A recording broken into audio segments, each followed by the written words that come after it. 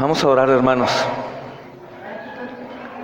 Padre, en el nombre de Jesús te damos gracias, Señor, por tu misericordia, por tu bondad, por Cristo, Señor, sobre todas las cosas. Gracias, Dios, porque a ti, Señor, te ha placido tenernos hoy con bien. Hasta este día, Señor, nos has bendecido en sobremanera, Señor, aunque nuestra infidelidad es mucha, Señor. Tú, Padre, te has permanecido bondadoso, Señor. Gracias por darnos la oportunidad desde temprana hora estar juntos, Señor, como iglesia, Padre, escuchando tu consejo, Señor, tu sabio y necesario consejo. Gracias por darnos el gozo, Señor, la oportunidad de hacerlo, Dios. Bendice este culto, Señor. Bendice, Señor, todos los que hoy vayan a venir. Bendice a las nuevas familias que están añadiéndose, Señor. La familia de Andrés, de Israel, la hermana Blanca, Señor, y su familia. Gracias, Dios bendito, por ellos. Te pedimos, Señor, por Candy también, Padre, y su proceso. Gracias por haber sacado ya a su nieto, Señor, del hospital. Te pedimos, amado Rey, también por Alfredo, Señor.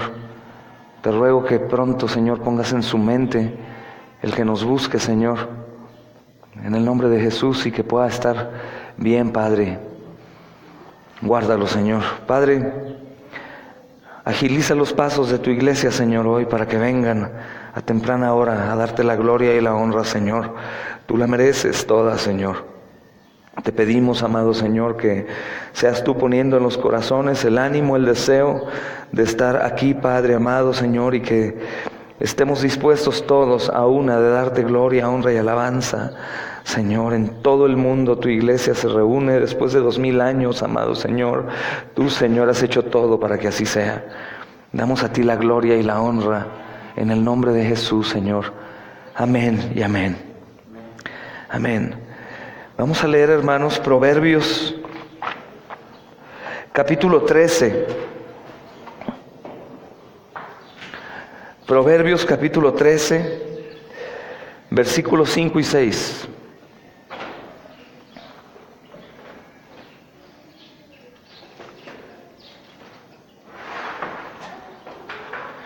Proverbios, capítulo 13, versículos 5 y 6. ¿Quieres ayudar?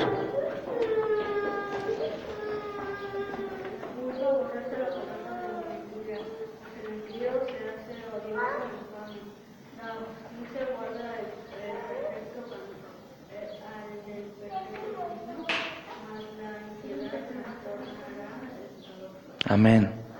Dice esta versión, hermanos: el justo aborrece la mentira, el malvado acarrea vergüenza y deshonra. La justicia protege al que anda en integridad, pero la maldad arruina al pecador. Amén. Hermanos, todos sabemos que algunos, aún siendo cristianos o en proceso de, toleran la mentira. Y es como un pecado, junto con la ira, como muy practicado. La mentira es muy fácil, hermanos, de pronunciar. Creo que tiene mucho que ver que no se considera como un pecado grave. Pero si vamos a la Escritura nos damos cuenta que el Señor habla del mentiroso y del borracho, del adúltero, del homosexual o del asesino igual. Y la mentira, hermanos, no está como en niveles. O sea, es decir, bueno, es que es pecado una mentira grave, una mentira chiquita, no. La mentira es mentira y es de su padre el diablo, que es el padre de la mentira. Y la mentira, hermanos, tiene como muchas maneras de ser practicada. La más practicada es a manera de pretexto. Es: no hago lo que yo debo de hacer y levanto una pequeña mentira para poder justificar mi falta. Y es algo que aparentemente no es dañino ni es perverso, pero Satanás está de por medio también. Porque todo aquello que es mentira, hermanos, pertenece al malévolo. No puede ser una mentira, como dicen, mentira piadosa, ¿no? Es como decir celo santo. Pues tampoco, hermanos, lo decimos de broma en ocasiones, pero es celo y es pecado. No puede ser celo. O envidia santa, ¿han visto? No, yo le tengo envidia santa al hermano. No, tienes envidia, es pecaminosa. Y la mentira también, hermanos. Y algunos la toleran, otros mienten cuando parece que eso les va a beneficiar y otros prácticamente mienten todo el tiempo. Pero el justo, hermanos, aborrece la mentira. Es bello, hermanos, ver cómo muchos en la iglesia, al saber una mentira, no la toleran y de inmediato ponen un alto y se atreven a decirle a los hermanos: hermano, tú estás mintiendo. Es hermoso porque cuando confrontamos al pecador de esa manera, la persona que peca va al arrepentimiento porque ha sido pública su mentira o su pecado y es avergonzado. Y de inmediato, si es un cristiano, hermanos, va a reconocer arrepentido. El justo aborrece la mentira. Si acaso ese cristiano miente, de inmediato se arrepiente, se siente mal, incómodo, inquieto. Y es bello, hermanos, ver cómo Dios en su perfecta ley moral nos pone siempre barreras para que nosotros vayamos siendo perfeccionados y que cada vez más el pecado vaya incomodándonos. De tal manera que pecas y te incomoda, te hace sentir mal y buscas ser justo en Cristo Jesús. El justo, hermanos, no únicamente aborrece la mentira, que es amarla poco, amarla mucho menos, sino que la detesta. La detesta. Alguien me preguntaba si el cristiano sano podría odiar. Claro que puedes odiar, hermano. Dios odia el pecado y al pecador. Nosotros podemos odiar, pero cuando odiamos un pecado o un deseo pecaminoso, no es un odio pecaminoso en sí, sino es un aborrecimiento de la maldad. Y eso es muy bueno, hermano, que nosotros lo podamos hacer: aborrecer, odiar, no amar, no tolerar la mentira, frenarla de inmediato con los miembros de nuestra familia, porque la mentira es tan pecaminosa como el homicidio, o como la borrachera, o como el homosexualismo. ¿Recuerdan, hermanos, cuando estábamos en el mundo, por no decir ahorita, y que aún entre pareja nos tolerábamos la mentira y nos las apoyábamos? Cuando timbraba el teléfono y a lo mejor no querías estar, di que no estoy. Y toda la familia era participante de tu mentira, de mi mentira, y seguía igual viendo el partido de fútbol o la película. Ay, no, es que estoy justificando mi mal, estoy cansado, estoy ahorita indispuesto para contestar. Pero no le damos importancia al pecado. Hoy como cristianos tenemos que darle importancia al pecado, porque si nosotros mentimos, yo miento y mi familia sabe que es una mentira, toda mi familia sabe que soy un mentiroso, y ellos van a normalmente mentir sin problema alguno, porque pues mi papá o mi mamá miente. ¿Qué tiene? Yo miento también. No pasa nada. Pero el justo, hermanos, que quiero referirme a los cristianos que les ha sido revelada la cruz, que Cristo padeció en la cruz algo horrendo. Ese justo, no digo una persona perfecta porque no habemos, pero el justo es aquel que ha sido ya justificado. Comienza por el Espíritu Santo en él a aborrecer el mal y comienza a corregir cualquier semejanza de mentira en sus hijos. Cualquier semejanza de mentira en sus hijos. Los padres sabemos, por gracia de Dios, cuando nuestros hijos están practicando mentira por cualquier cosa. Oye, ¿hiciste esto, André? No, sí lo hice. ¿Por qué lo hiciste? No sé, no me di cuenta. No, sí te diste cuenta. Tú sabes por qué lo hiciste. Quiero que me digas por qué lo hiciste. Bueno, es que hice por esto. Ah, muy bien. Reprendemos entonces ese pecado, oramos y continuamos. El justo, hermanos, no va a tolerar que sus hijos vivan en mentira, ni aún aparenten mentira, sino que es muchísimo mejor que manifiesten realmente quiénes son o quiénes somos, en lugar de que vivan una vida de mentira hipócrita, ¿no? Sonriendo cuando no quieren sonreír, probablemente haciendo cosas que no quieren hacer y obligándoles a fin de que los demás vean que nuestros hijos son buenos.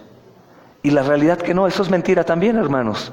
Todos los cristianos sabemos que nuestros hijos son malos y pecadores, como todos nosotros. Y sabemos que muchos de nuestros hijos no son salvos aún.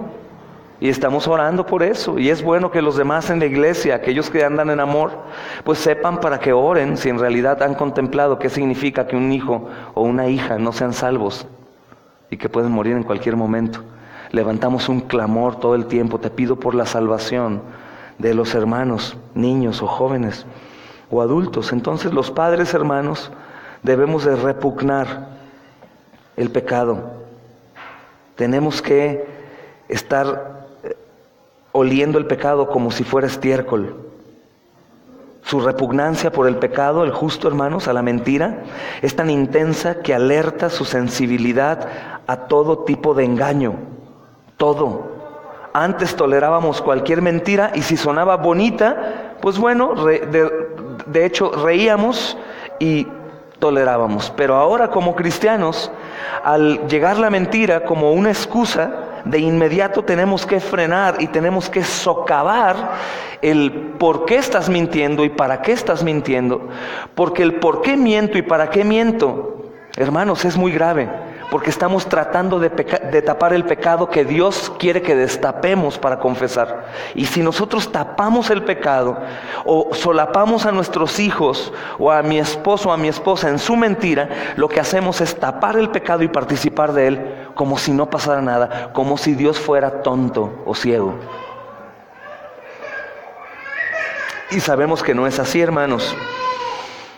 Entonces, el justo va a tener repugnancia por el pecado y por ese olor tan intenso de condenación del pecado por la mentira, al grado, hermanos, que nosotros tenemos que detectar la más pequeña de las mentiras cuando se escucha.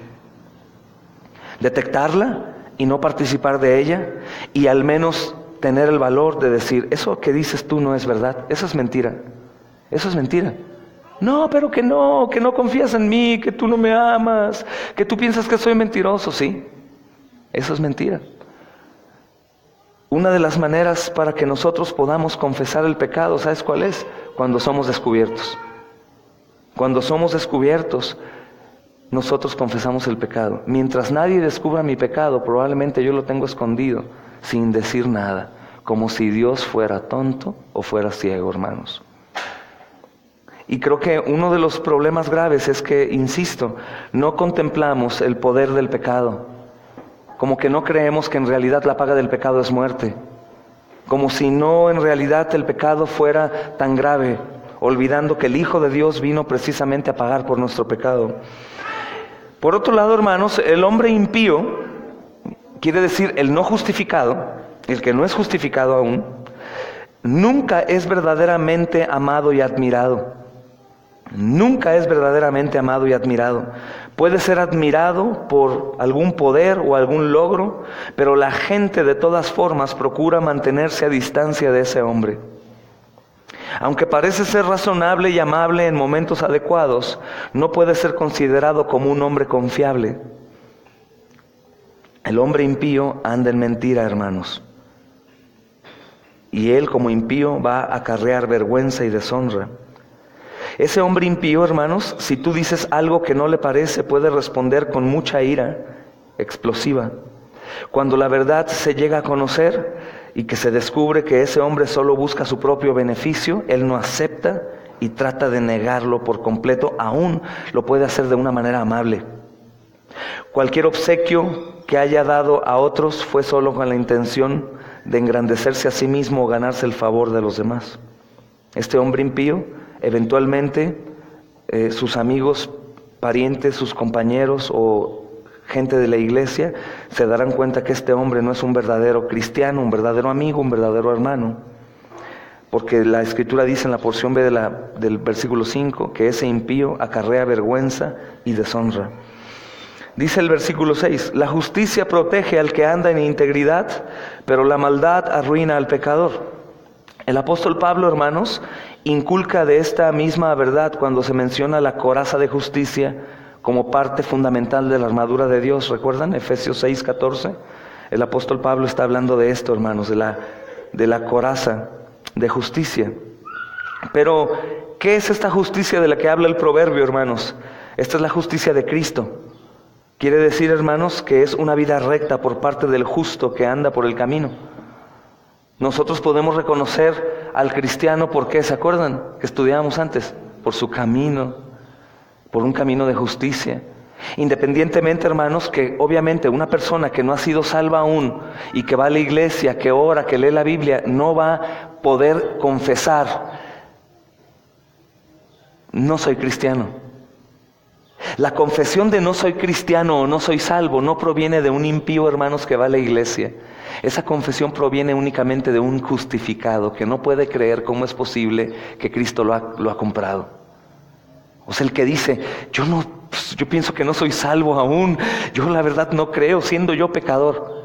Todas las respuestas que se me vienen a mi mente en la Biblia, hermanos, son multitudes para aquel hombre que se confiesa no salvo por ver su condición pecaminosa. Pero el impío, por otro lado, él siempre va a justificar su santidad, aunque sus frutos manifiesten lo contrario. De hecho, no le va a importar una exhortación, hermanos, para que se arrepienta de su pecado, porque él se siente suficientemente ya justificado.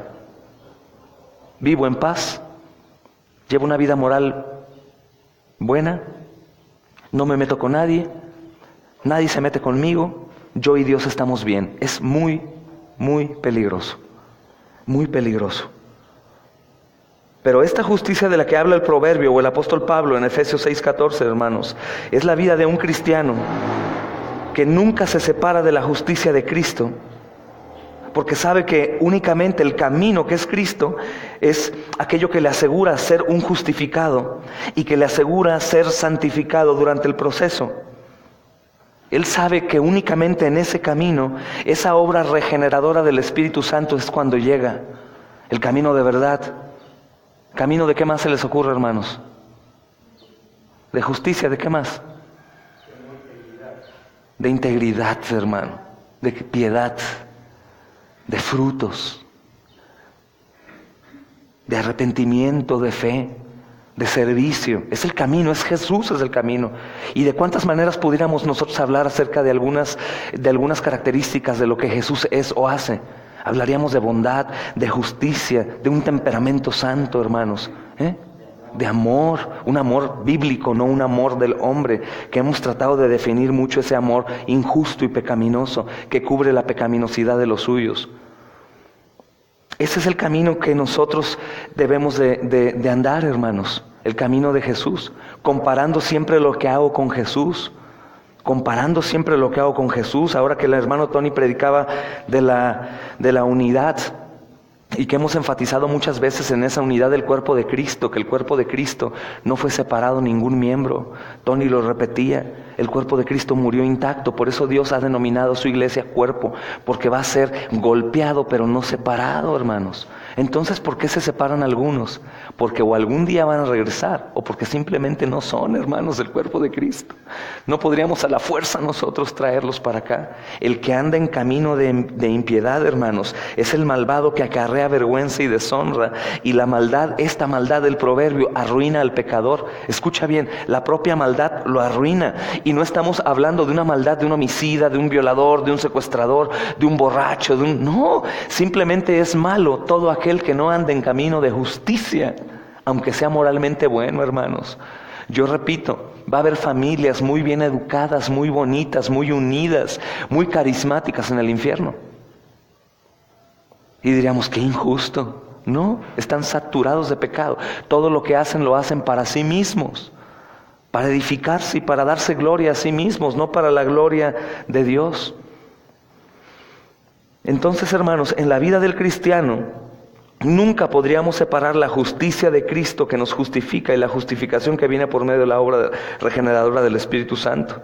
De manera que la justicia de Cristo que nos justifica es la que nos posiciona prácticamente a la fuerza, hermanos, en el camino del Señor. Y la justicia que nos santifica, que viene por el arrepentimiento humilde a través de su palabra y espíritu, nos resguarda de la tentación de andar por los caminos de la rebelión y de la destrucción. La justicia que nos santifica nos coloca en el camino y nos resguarda, hermanos, de la tentación de andar por los caminos de la rebelión y de la destrucción. Entonces, es tan fácil como Dios nos deja, hermanos, pudiendo unir el versículo 5 y el 6, ¿cómo nos puede llevar a nosotros, padres o esposos o esposas, madres, a reconocer cuando hay mal, cuando hay mentira, cuando hay pecaminosidad? La mentira es un detonante, la falta de andar en justicia es otra alerta. Y nosotros sabemos que si llevamos al arrepentimiento a la gente, exponiendo su pecado y exhortándolos a la verdad, esa justicia va a proteger al impío para que ande en integridad. Pero si no lo hacemos, hermanos, la maldad arruina al pecador. La maldad arruina al pecador. Entonces, Aún así, hermanos, pasajes como este parecen cuestionar la preservación del creyente en el camino, porque te das cuenta que estos pasajes pareciesen como si dependiera un poco de nosotros, cuando sabemos que depende del Señor. Pero te das cuenta que dice la justicia, los que andan en justicia, en el camino de verdad, en integridad, son cuidados, pero los que andan en maldad no. Tony nuevamente hacía la referencia de algo que mencionamos mucho. El pueblo caminaba, el pueblo de Israel en el desierto, y era cubierto por Dios, era abastecido de maná todos los días. En la noche había un fuego que no únicamente calentaba, sino iluminaba el camino también. ¿Y qué pasaba con aquellos, decía Tony, que se quedaban atrás, hermanos, o que se apartaban del camino? Que el fuego se repartía como mercurio, hermanos. El maná se regaba en todas las áreas en donde estaban todos aquellos que no querían andar por el camino. No, Él bendecía a su pueblo en el lugar en donde su pueblo estaba. ¿A los demás qué? ¿No los bendecía? Sí bendecía, hermanos. Hablábamos cuando Cristo se hizo maldición, que el mundo entero tiene bendición precisamente porque Cristo se hizo maldición. Por eso toda la gente recibe comida, agua, lluvia, se baña. Pero la verdadera bendición de Dios, hermanos, es para el pueblo que está unido y que está ahí. Los verdaderos creyentes, hermanos, jamás se apartan del camino porque toman con seriedad estas advertencias.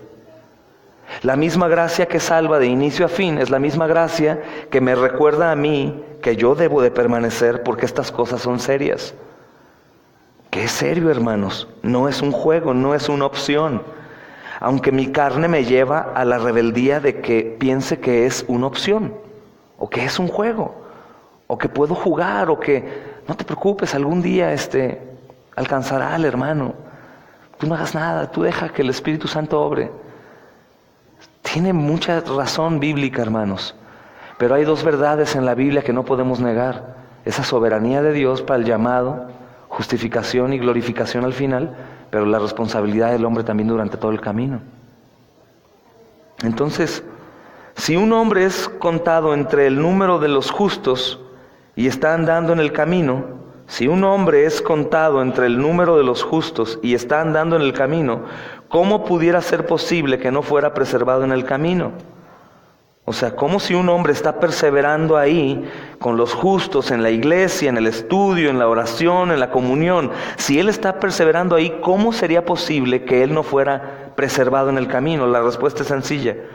Los verdaderos creyentes jamás se apartan del camino porque toman con seriedad las advertencias y porque necesitan permanecer en el cuerpo de Cristo y porque también se pondrán la armadura de Dios para poder pelear las batallas que lleguen.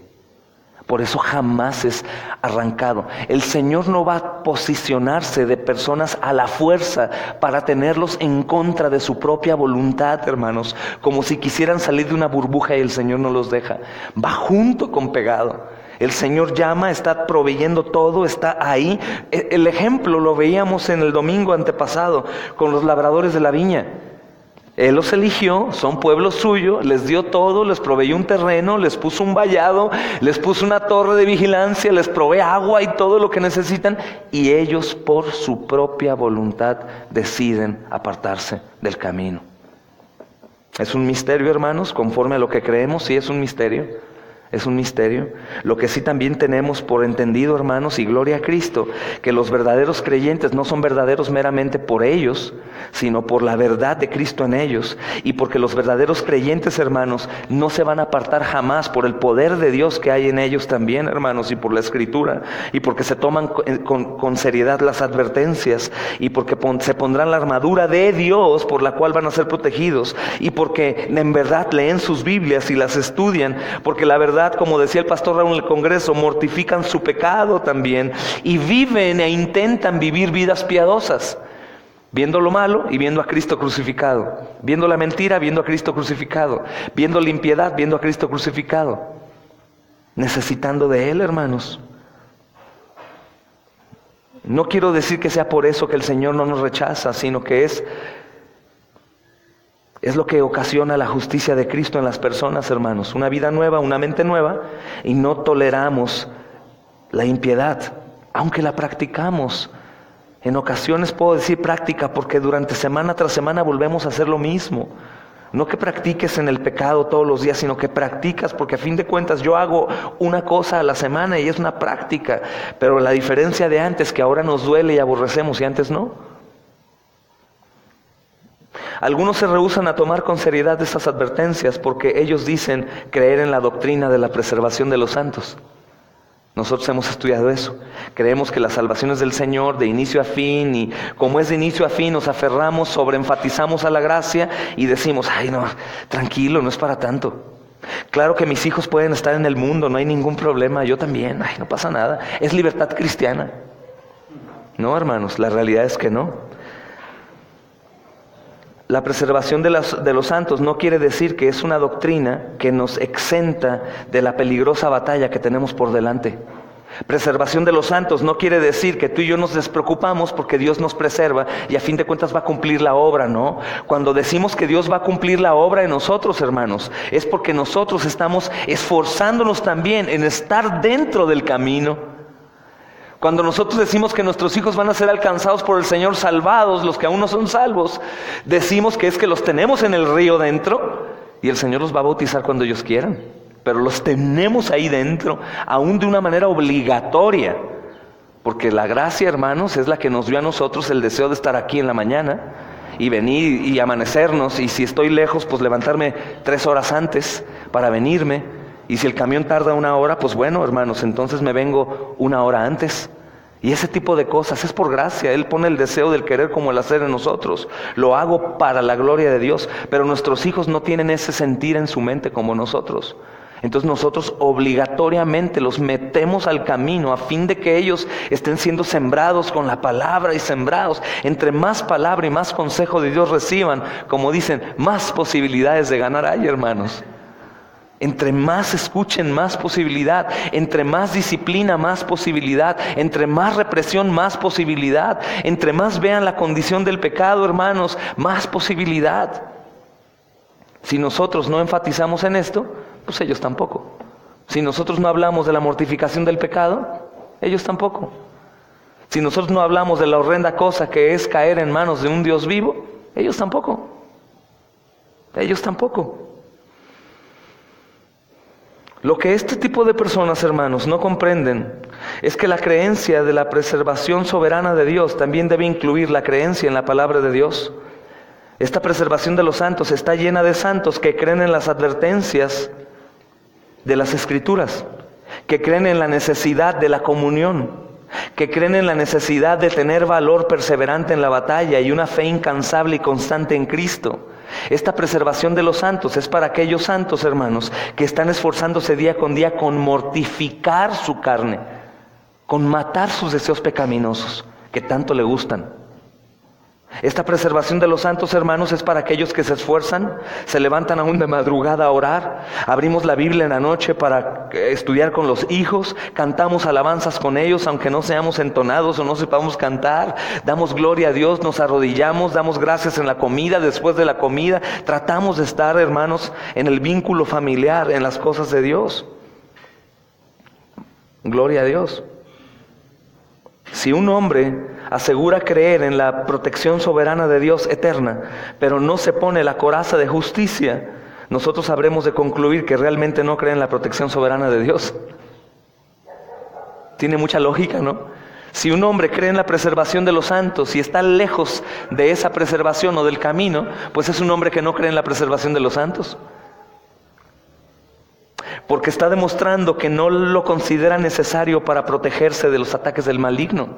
Si un hombre dice tener fe, pero leemos Efesios 11 y dice que te cubras de toda la armadura de Dios con todos los requisitos que hay ahí y no lo haces, pues es porque no crees que hay batalla o no crees que en realidad la armadura sea necesaria. Tiene mucha lógica, hermanos. Y eso se resume en falta de fe, y si hay falta de fe es falta de salvación en la mayoría de los casos, hermanos. Afirma creer en la soberanía de Dios, pero evidentemente no cree en ella lo suficiente como para someterse a los mandamientos soberanos de Dios. Afirmamos creer que Dios es soberano, pero no nos sometemos a sus mandamientos. Por lo tanto, hermanos, estamos diciendo que no hay temor a ese Dios que se va a irar contra el pecador. Entonces, cada pecado que superamos por medio de la autonegación, hermanos, que es por gracia, nos fortalece para la siguiente batalla. Cada pecado que reprendemos, por muy pequeño que sea en nuestros hijos, los capacita también, hermanos, para la siguiente batalla. Unas se dan cuenta que es serio. Ay, papá, no exageres. Si exagero es pecado, y el pecado es muerte. La paga del pecado es muerte. Ay, pero qué exagerado. Sí, la paga del pecado es muerte. Y constantemente, hermanos, a fin de que sean ellos entendidos en ese sentido. Cada victoria agrega una nueva capa a la coraza para ser más fuertes, lo que permite enfrentar los ataques más severos que van a venir. Si nosotros jamás luchamos contra el pecado y no mortificamos la carne, en un momento que llegue una gran batalla, vamos a ser consumidos, hermanos. Pero si nosotros constantemente estamos reprendiendo la maldad y mortificando el pecado, vamos siendo fortalecidos mediante esa prueba a causa del pecado. Los hombres, hermanos y mujeres que tienen el hábito de leer la palabra, que responden a ella, se arrepienten y mortifican el pecado, están protegidos ellos de andar en el camino del bien. Y ellos pueden decir, no lo merezco, pero estoy siendo preservado por el poder de Dios. ¿Es algo que te da gozo hacer? ¿Algo que en automático quieres hacer? No, es una batalla. Lo tenemos que hacer, aunque no lo deseemos, hermanos. Porque de lo contrario, estamos abrazando cualquier otro ídolo. El abrazar mi descanso, porque quiero descansar, es darle placer a mi cuerpo para descansar y es un ídolo. El hacer cualquier otra cosa, ver una película, hermanos, como tal no es pecado, pero si yo voy a ver la película para darme una satisfacción de descanso y ver algo que me entretiene y dejo a un lado lo del Señor, ese es mi ídolo también. Entonces cada cosa que me quita los ojos del Señor o del tiempo en Él es un ídolo.